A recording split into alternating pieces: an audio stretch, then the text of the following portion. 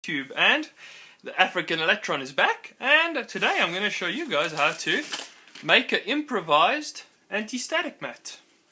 Now, I need an anti-static mat because I got some ICs that I'll be working with at home, but I figured I could always buy an anti-static mat, but what the hell, I'll make one. Then I'll buy one when I get the opportunity and I find one for a decent price, which is something quite difficult in South Africa, believe it or not.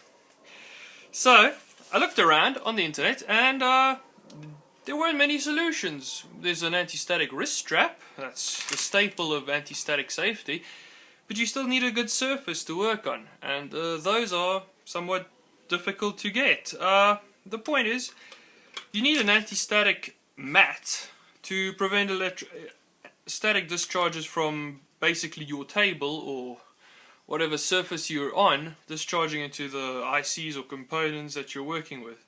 An anti-static wrist strap discharges you and whatever you're touching slowly through ground and prevents anti-static discharge, but often that's not enough.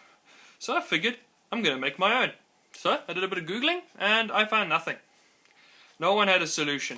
There were a few attempts, mostly with graphite powder, to make a semi-conductive surface, but honestly I didn't have any graphite powder and it seemed to touch on the messy side. So I figured I had a solution.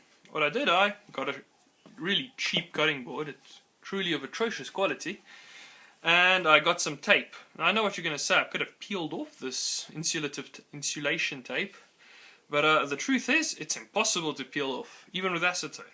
Absolutely nothing gets it off. So I figure this small surface should be plenty for what I'm about to do. So I just stuck this onto the board to save a bit of time for the video, and the next step is one of these things. Now you probably have one somewhere. It's the bag motherboard from a computer comes in. Basically anything with an IC would come in one of these. Now there's different kinds. There's about 3 kinds, I'd say. But the 2 most common ones are this, a semi-metallized plastic. There's a small amount of metal powder, I'm guessing it's aluminium, embedded inside the plastic. This makes it a dissipative material. Now, there's a difference between this and a pink bag. A pink bag is anti-static. Basically, it has a somewhat higher resistance. I believe for something to be anti-static, it has to have a resistance of about 10 to the power of 9 to about 10 to the power of 12 ohms, which is quite enormous. Something dissipative has a insulation of about 10 to the power of 6 to 10 to the power of 12 ohms. So it's slightly more conductive. Sorry. So if you're going to try this, I'd suggest you get the metal one, the metallized one. It's a bit shiny, not the pink one, because the pink one is much less conductive and probably less suitable. Although I wouldn't exactly be certain. So what I did, I got this bag. I turned it inside out because I believe there's slightly more metallization on the inside of the bag than on the outside, because obviously your stuff's inside the bag and not outside. So what I did, I just turned it inside out. To make up for the fact that it is very resistive, I got a piece of good old tinfoil. The staple of scared people who believe the government's looking in their brain. But anyway, so I got this piece of tinfoil and I'm going to put it, okay, other side, like this.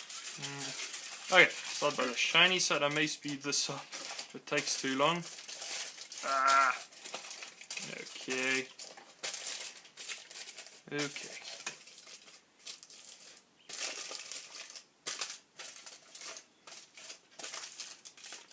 Okay.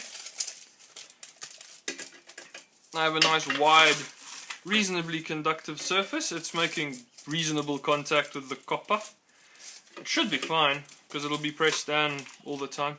Now, what you have to do is stick this into the bag. So, luckily the breadboard fits exactly, and yeah, it's a tiny surface to be working on, but just to like sort out stuff and look at components, I think it'll be okay, hopefully. So basically you slip it in, wrap your tool, just kidding.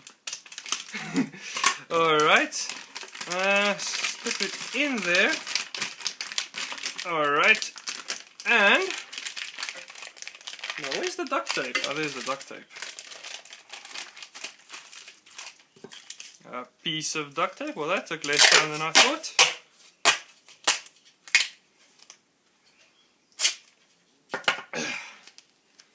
Okay. And a piece of duct tape to hold it together. And because it's DIY, it needs a piece of duct tape anyway. Can't go make things without duct tape, can you? That'd be blasphemous. Now, presumably all I'd need to do is ground this. I know it looks kinda mind-warping, but I reckon it should work. I am going to try to do a test with this with 1000 volts and see if it conducts any electricity. So, yeah, stick around.